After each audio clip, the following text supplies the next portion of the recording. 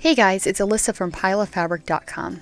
Today I'm going to be taking you step by step through the process of making the Blanche barrel bag by Swoon Patterns. The Blanche barrel bag is a stunning bag with a classic and timeless shape. It has convenient slip pockets on both ends and a zippered lining pocket. The pattern gives you the option to use woven or vinyl fabrics, and it also gives you the option of two sizes, small or large. The pattern was designed by Swoon Patterns, and you can purchase the paper version of the pattern in our online shop or the PDF version directly at Swoon Patterns. I will be providing many links in the description. For this tutorial, I'm following the new updated version of the Blanche barrel bag pattern. So if you have the first version of the pattern, these steps will be different than shown. I am making the large size bag using vinyl accents. Before we jump into the pattern steps, I'm going to share with you all the details on the fabrics, supplies, tools, and sewing machines I used.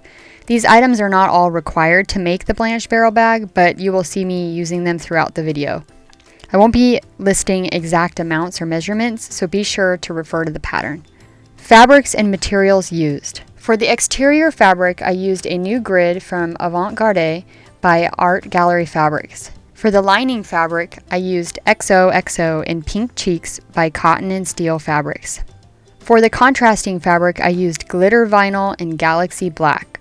This is a marine weight vinyl perfect for bag making. Supplies used. For the foam interfacing, I used Pellon one-sided fusible flex foam. For the woven interfacing, I used Pellon Shape Flex. For the heavy stabilizer, I used Pellon one-sided fusible Peltex.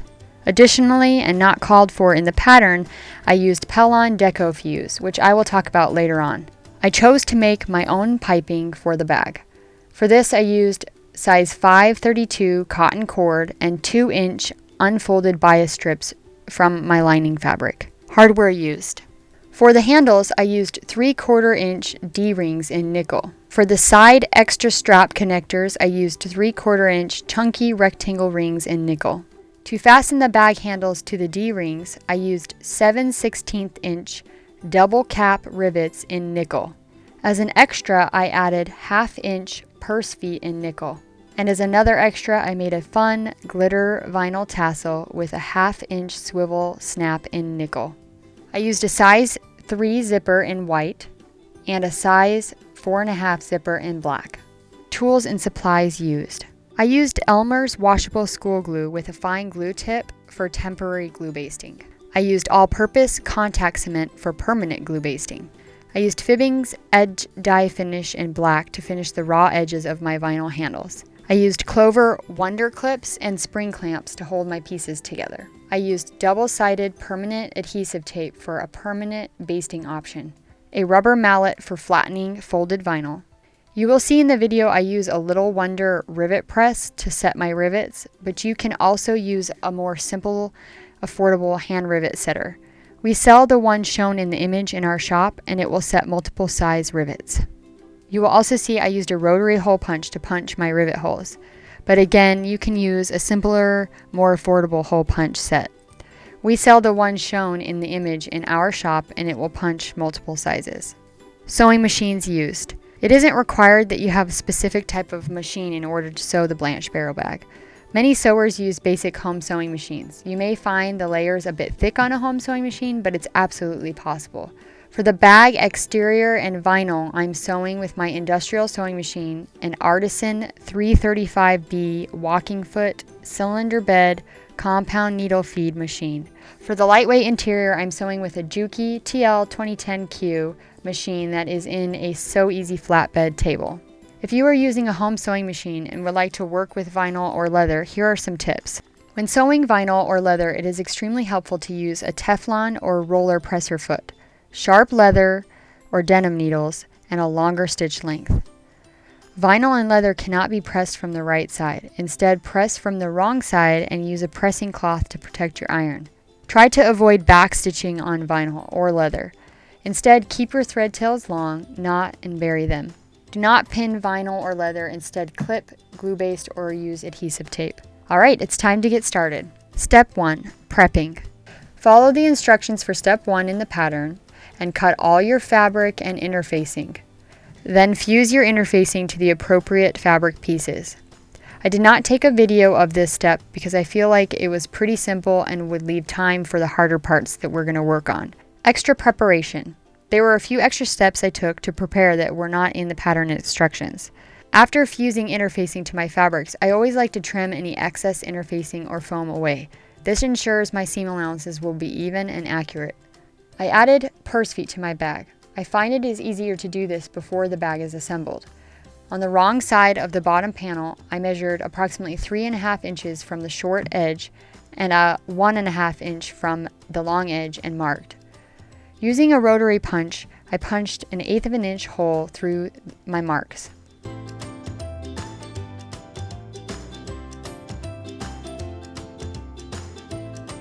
The bag feet just slip into the holes and the prongs are pressed open and flat with your fingers. This is a super easy addition that adds a professional look to your bag.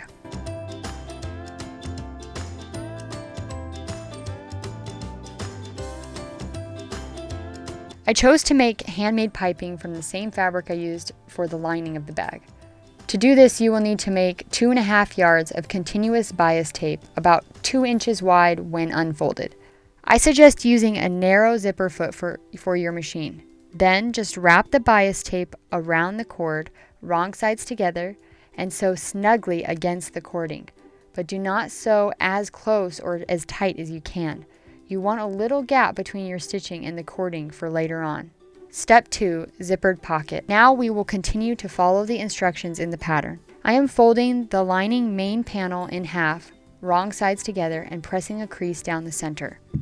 On the wrong side of the panel, with a pencil, I am marking a horizontal box 7 inches by 1/2 inch. Be sure to refer to the pattern for the exact position of the box based on the size bag you have chosen to make.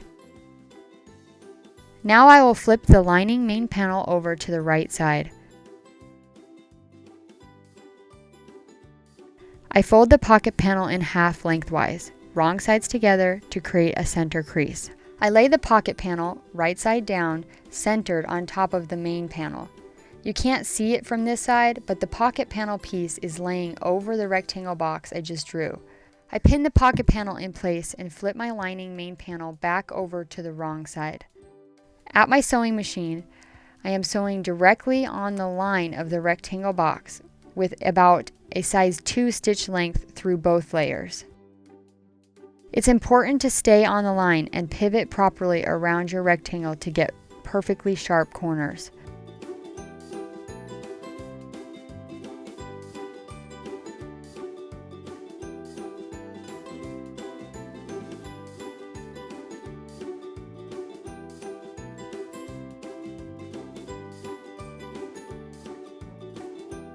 I remove the pins and mark lines inside my rectangle box just as it is shown in the diagram in the pattern.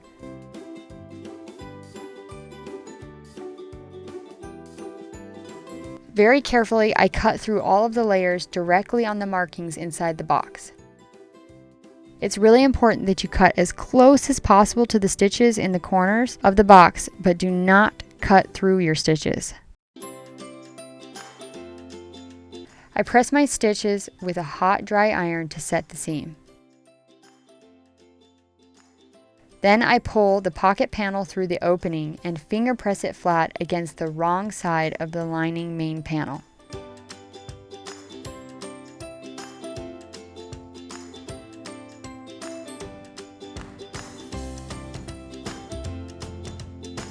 This takes a little time and loving to get nice and flat, but once it's flat and even, I press it with my iron.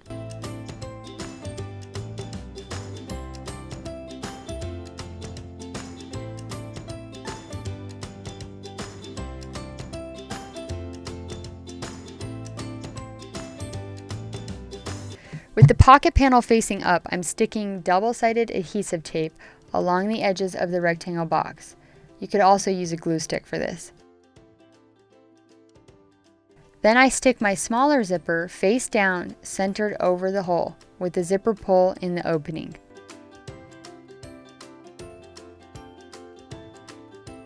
I flip the panel over right side up and adjust the opening, making sure the zipper is centered and looks nice. Back at my regular sewing machine, I have adjusted my stitch length to about 3.5. I bring my bobbin thread to the top and pull my thread tails out long. I am sewing 1/8 of an inch away from the rectangle box around all sides.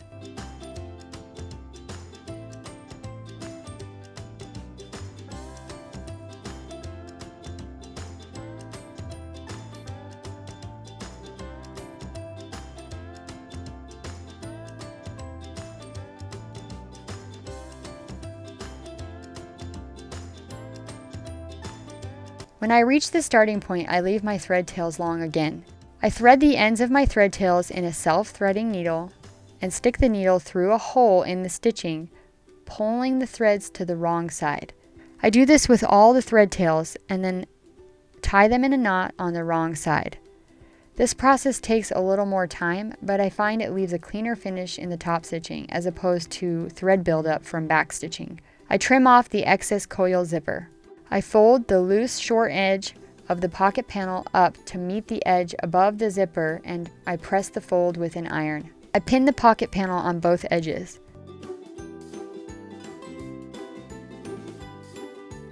Back at my regular sewing machine, I have adjusted my stitch length to about a 2. With the lining main panel right side up but folded back, I sew both pocket panel edges. I like to sew starting at the folded edge to avoid any puckers.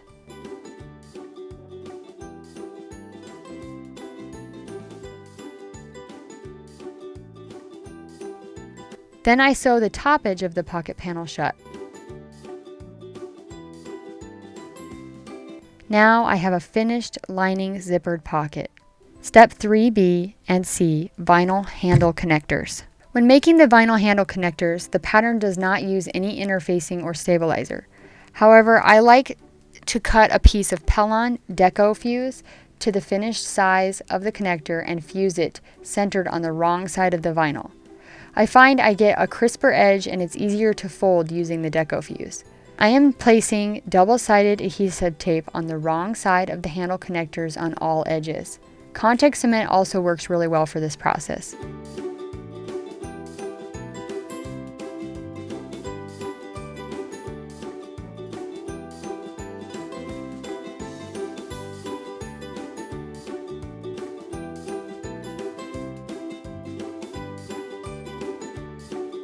I use the side of a pen to help turn the edges of the vinyl which stick down to the tape. Having the thin deco fuse on the connector makes turning the edges a bit easier.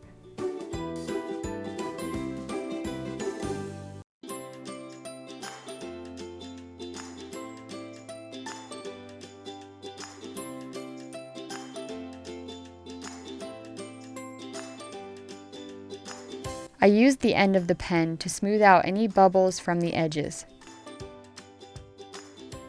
I hit the connector a few times with a rubber mallet to flatten the vinyl. I have my industrial machine set up with a thick thread and a long stitch length. I am top stitching along the top 2 parallel straight edges about 1/8 of an inch from the edge.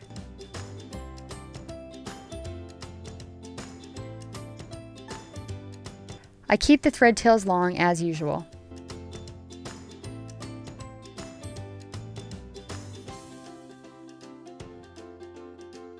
I pull my thread tails to the wrong side of the connector, knot, and trim them.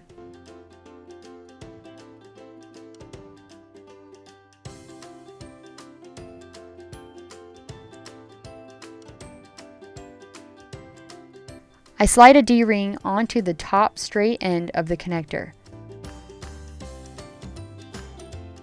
Then add a piece of double-sided adhesive tape and fold the top end under 1 inch.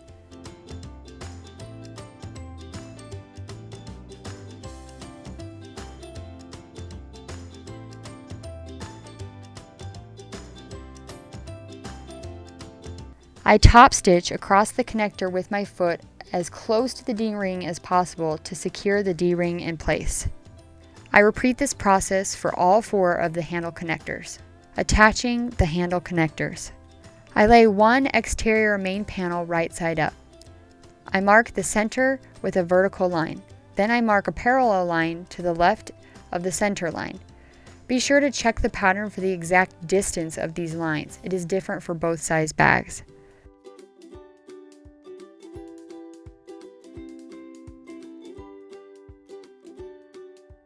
I stick a piece of double-sided adhesive tape on the wrong side of the connector and stick the connector down into place on the main panel.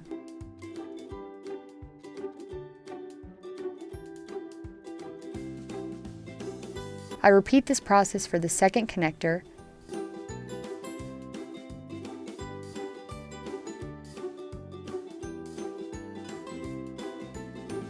I repeat these steps again for the other two exterior main panel handle connectors.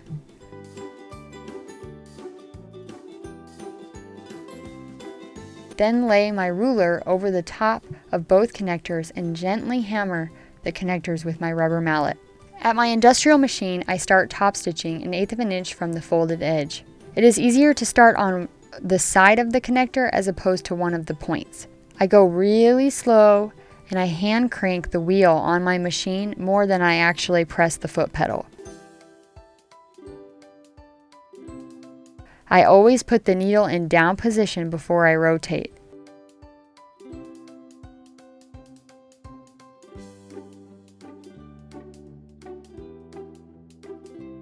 When you reach the D-ring, try to get as close as possible to your original top stitching, then rotate.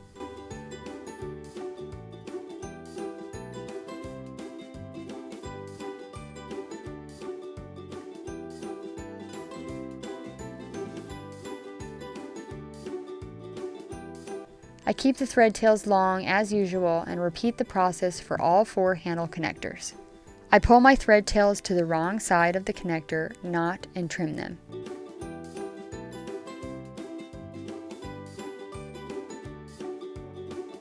Step 4B, accent panels. I line up the bottom and side edges of my accent panel with the bottom edge of my exterior main panel.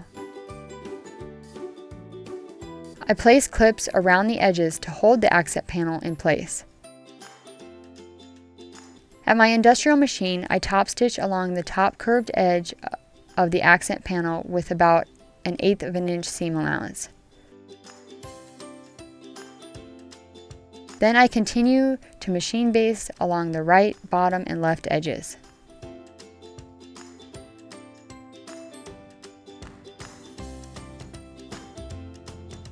Step 5, main zipper. I lay one exterior main panel right side up and place a thin line of washable school glue within the seam allowance of the top edge of the panel.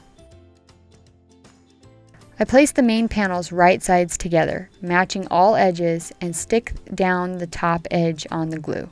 I continue holding the top panel with my left hand because the vinyls like to stick to each other, and that makes lining things up a bit harder. I use a hot, dry iron to press the top edge, heat setting the glue. It's important whenever you use washable school glue to heat set it first before sewing. I use my ruler to mark a 1/2 inch from the side edge, 1 inch from the top edge, and a 1/2 inch from the other side edge.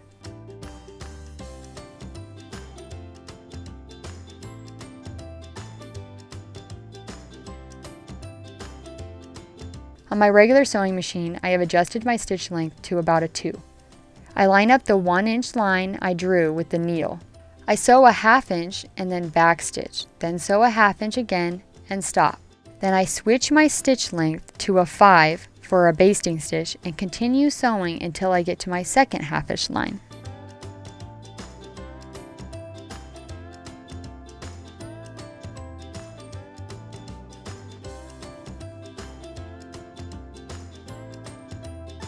When I get to my second 1/2 inch line, I switch my stitch length back to a 2 and then sew to the end, backstitch, sew to the end, and cut my threads.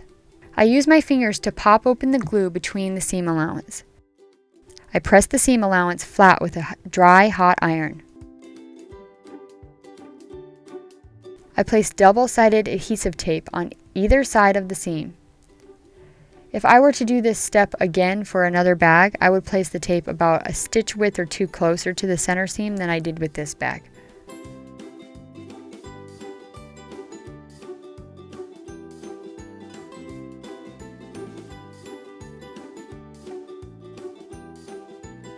I stick a long handbag zipper face down, centered directly over the seam.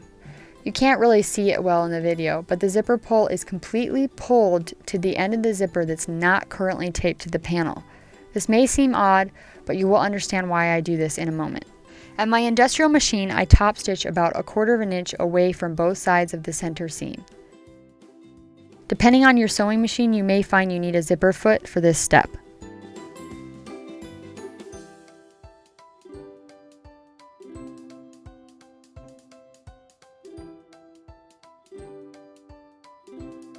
Now very carefully, I use a seam ripper to remove the long size 5 basting stitches in the center seam. I do not remove the 1/2 inch of shorter size 2 stitches that were at both ends.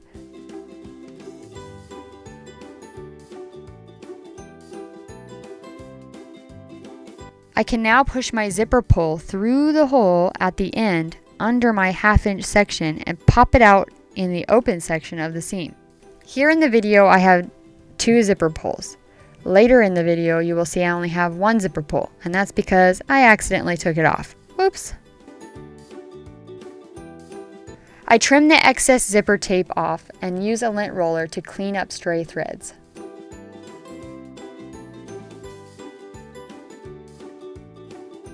Zipper opening for lining. I lay my 2 lining main panels right side together, matching up all edges, and pin the top edges together. I use my ruler to mark a 1/2 inch from the side edge, 1 inch from the top edge, and a 1/2 inch from the other side edge. On my regular sewing machine, I have adjusted my stitch length to about a 2. I line up the 1 inch line I drew with the needle. I sew a 1/2 inch back stitch, then sew a 1/2 inch again, and stop. I switch my stitch length to about a 5 for a basting stitch, and continue sewing until I get to my second 1/2 inch line. When I get to my second 1/2 inch line, I switch my stitch length back to about a 2, and sew to the end, back stitch, sew to the end again. I press the seam allowance flat with a dry hot iron.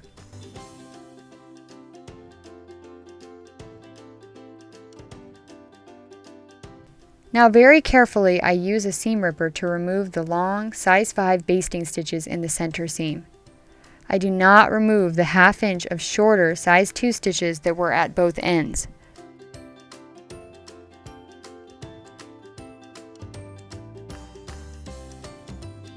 I use a lint roller to clean up stray threads. Step 6. Strap connectors. I cut the single strap connector piece into 2 1.5 by 2.5 pieces. I drew a line halfway down the length of each of the strap connectors on the wrong side. I coat the wrong side of the strap connector with contact cement and let it dry long enough to be tacky, about 3 to 5 minutes. If you don't let it dry long enough, it won't stick well.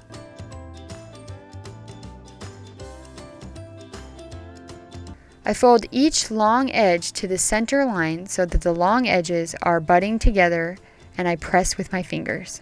I tap the strap connectors with my rubber mallet to flatten them. I slide my 3/4 inch rectangle ring onto the end of the strap connector. I coat the wrong side of the strap connector with contact cement and let it dry for about 3 to 5 minutes. I fold both short ends of the strap connector to the center and press with my fingers. The ends should be butting together on the wrong side. I place a clip onto the strap connector to hold the layers until the glue dries. Following the measurements in the pattern, I mark the placement for the strap connectors on the exterior side panels. I coat the wrong side of the strap connectors with contact cement and let it dry for about 3 to 5 minutes. I stick the strap connectors wrong side down into place on the exterior side panel and press down for a few seconds.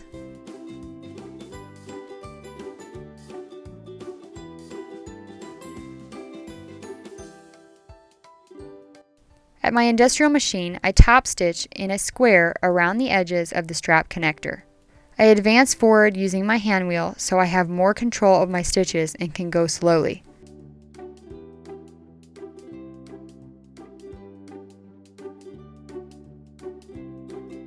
I pull the thread tails to the wrong side of the panel, knot and trim them.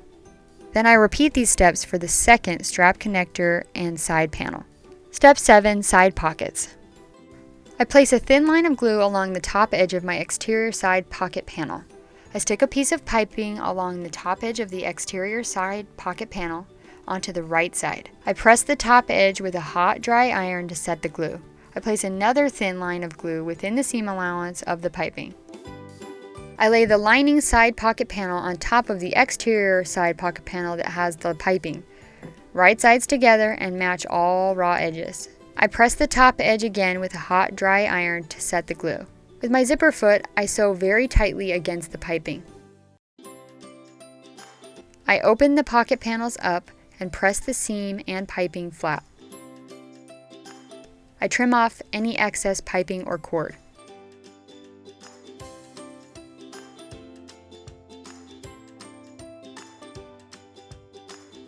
I top stitch right under the piping along the top edge about 1/8 of an inch from the seam. I repeat this step to assemble the other side pocket. I pin a side pocket lining side down to the right side of an exterior side panel matching the raw edges. I machine baste along the matched edges with a scant 1/4 inch seam allowance. I repeat these steps to baste the other side pocket to the remaining exterior side panel. Step 8. Basting piping. Starting in the middle of the bottom straight edge of one exterior side panel, I place a thin line of glue along the edge. Then I place the piping along the edge, sticking it down to the glue. Every few inches, I press the piping seam allowance with a hot, dry iron to set the glue. When I reach a curved corner, I snip into the seam allowance of the piping to help it turn the corner easier. I continue this gluing, sticking, pressing process, working my way around the exterior side panel.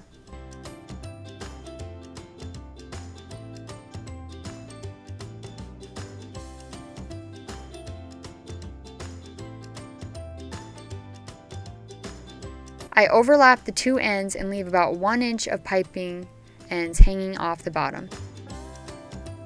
Using a zipper foot on my regular sewing machine, I stitch the piping on. I am sewing 1 stitch width to the right of the stitching already on my piping. I do this so the threads don't build up too much in my seam allowance. I am using a dark thread in my bobbin so I can see my stitches on the wrong side of the panel clearly. This will be really helpful in a later step.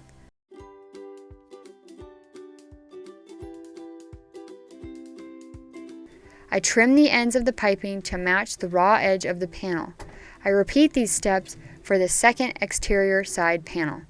Step 9. Bottom panels. I clip the contrasting bottom panel to one side of an exterior main panel, right sides together, matching the bottom and side edges. At my industrial machine, I sew these two pieces together with a 1/2 inch seam allowance, removing the clips as I go. I open up the pieces I just sewed and press the seam allowance toward the bottom panel with my fingers. I top stitch about 1/8 of an inch from the seam through the bottom panel and seam allowance.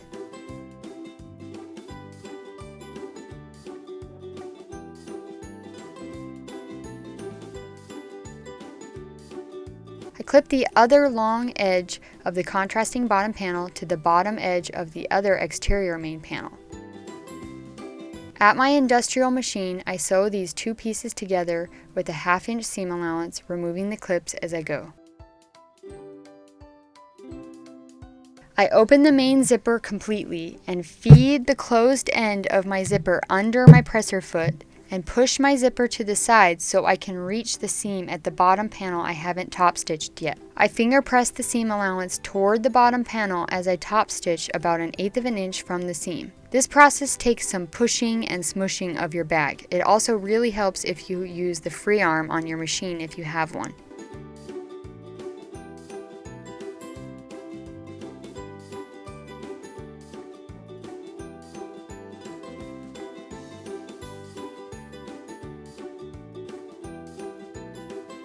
Lining bottom panels. I pin the lining bottom panel to one side of a lining main panel, right sides together, matching the bottom and side edges.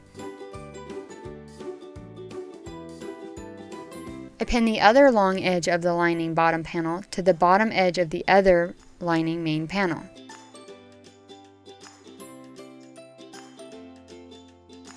At my regular sewing machine, I sew each of the pinned edges with a 5/8 seam allowance, removing the pins as I go.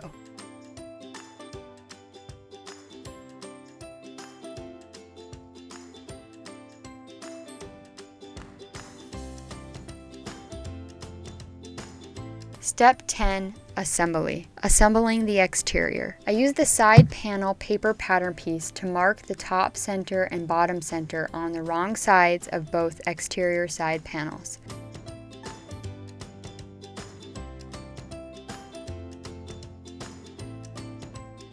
I match the top center of the side panel to the top zipper, right sides together, and clip once right at the center mark. I match the center of the side panel to the center of the main panel and clip once. I flip the bag over and match the center of the side panel to the center of the main panel on the other side and clip once. I match the bottom center of the side panel to the center of the bottom panel and clip once right at the center mark. I line the pieces together between each of the 4 clips and start adding clips around the whole side panel.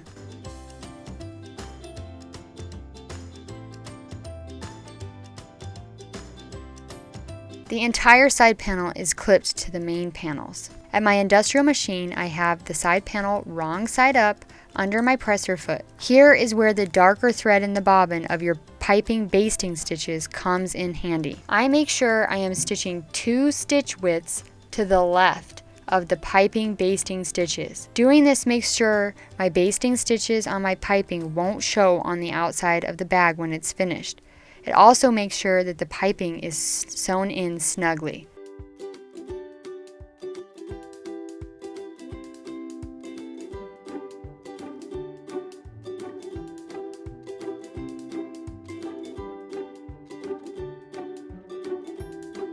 I sew around the entire side panel, backstitching at the start and stop. I make sure my main zipper is open all the way, then repeat this process, clipping and sewing the second side panel onto the bag. Assembling the lining. I use the side panel paper pattern piece to mark the top center and bottom center on the wrong sides of both lining side panels.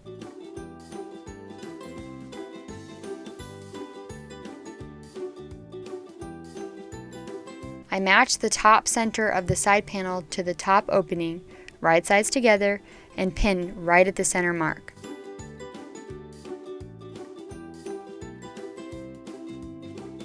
I match the bottom center of the side panel to the center of the bottom panel and pin.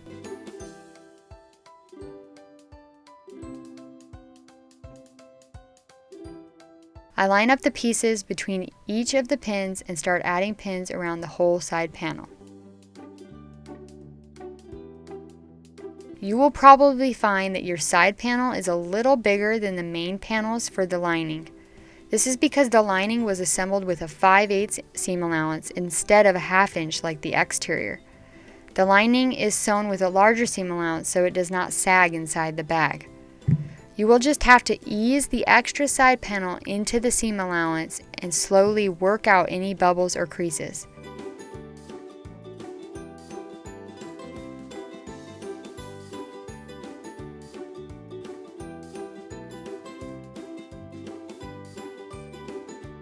The entire side panel is pinned to the main panel. I repeated this process pinning the second side panel. I have my regular sewing machine set to a size 2 stitch length. I sew around the entire side panel with a 5/8 seam allowance, smoothing out any bumps, removing pins as I go, and backstitching at the start and stop.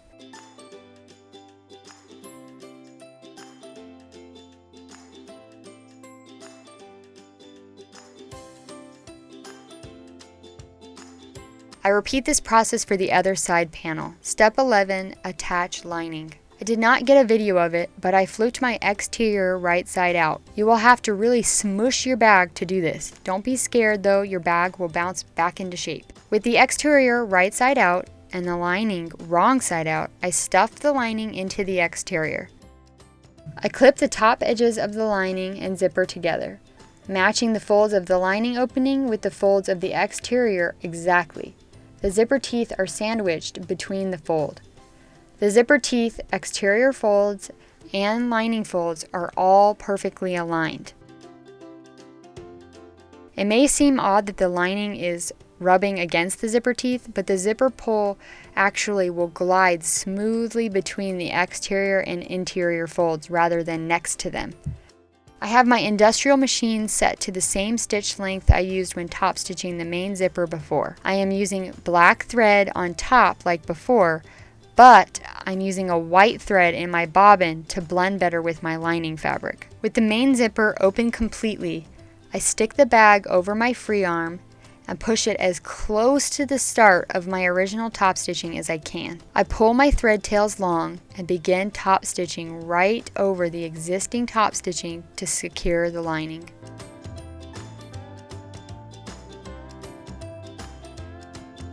I go as far as my machine will let me and cut my thread tails long. I repeat these steps to top stitch the other side.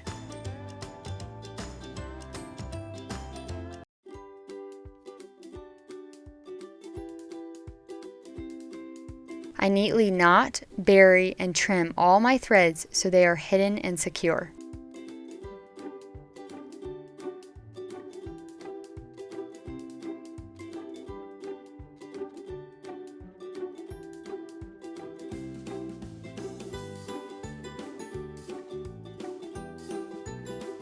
Step 12, handles. On the wrong side of the handles panel, I marked a center line lengthwise. I am coating the wrong side of the handles panel with contact cement. I let the contact cement dry for about 3 to 5 minutes. I fold each long edge to the center line and press with my fingers.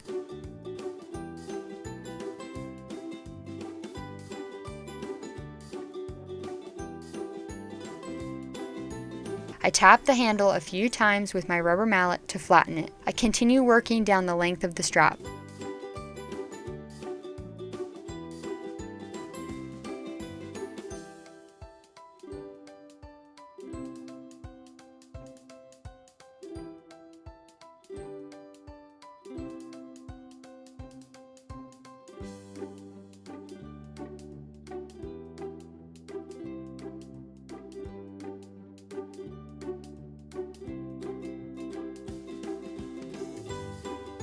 I coat the wrong side of the strap where the two edges are meeting with contact cement. I let it dry about 3 to 5 minutes.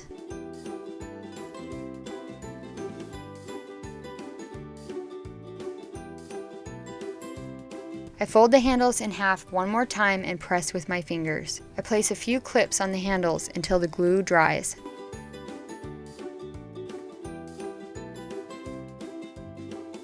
At my industrial machine, I have black thread in the top and then black thread back in the bobbin again. I top stitch along each long edge about 1/8 of an inch from the edge, removing clips as I go.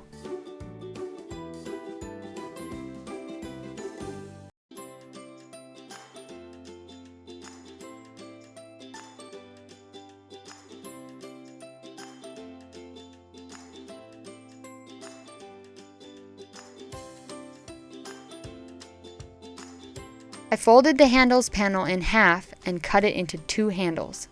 The length of these handles will depend on the size bag you're making. With my rotary punch, I punch an 1/8 inch hole a 1/2 inch from the end of the handle.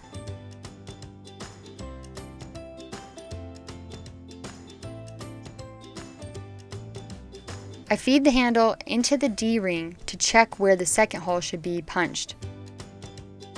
Then I punch through the first hole into the handle.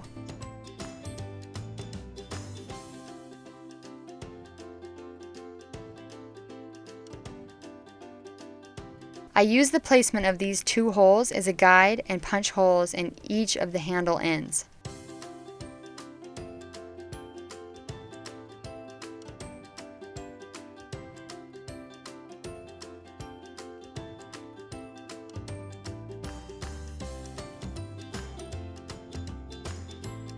Now I'm going to attach the handles to my bag using rivets. I am using a Little Wonder hand press.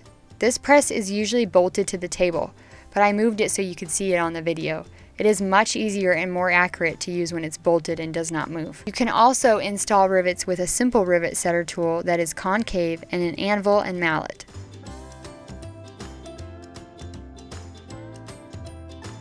I feed the strap end through my D-ring and stick the side of the rivet with the post through the second hole, then through the first hole.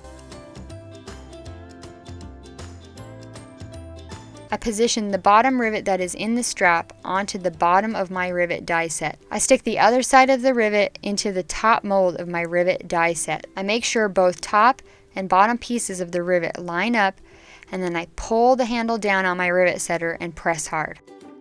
The rivet is now tightly and permanently installed and holding my strap on. I repeat this process for all 4 rivets attaching both handles.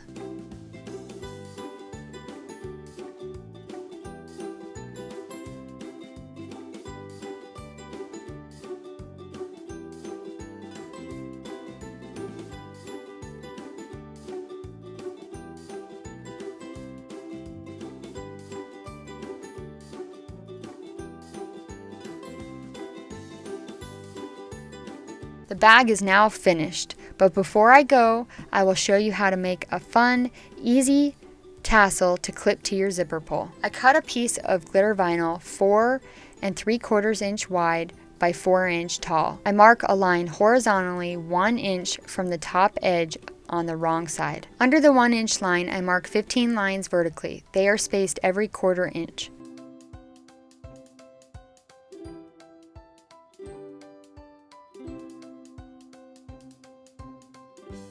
This will leave a 1/2 inch piece at the end. I cut directly on all 15 lines.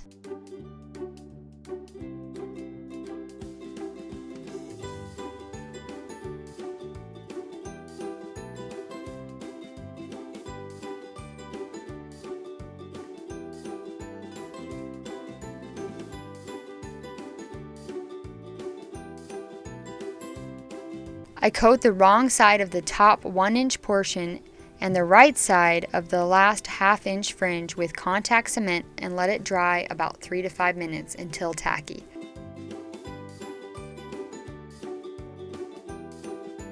I feed a 1/2 inch swivel snap through the 1/2 inch fringe and fold the end of the fringe upward and line it up with the 1 inch line. I position the swivel snap at the top and then press the folded 1/2 inch fringe section with my fingers. Starting at the folded swivel snap section, I roll the fringe up tightly and smoothly, then press with my fingers.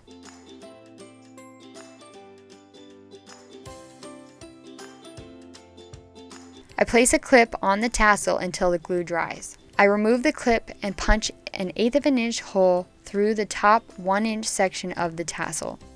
I stick the side of the rivet, which has the post, through the hole in the tassel. Then I stick the other side of the rivet into the top mold of my rivet die set. I position the bottom rivet that is in the tassel onto the bottom of my rivet die set. I make sure that both top and bottom pieces of my rivet line up, and then I pull the handle down on my rivet setter and press hard. The rivet is now tightly and permanently installed, and I have a fun tassel to hook on to my zipper pull. Thank you for spending time with me watching this step-by-step video tutorial. If you have found it helpful, be sure to subscribe to Pile of Fabric for future tutorials. If you have any questions about the steps, leave a comment. If you have requests for other bags you would like to learn how to make, let me know. And again, a big thank you to Swoon Patterns for designing such an awesome bag and allowing me to put this tutorial together for you all. Happy sewing!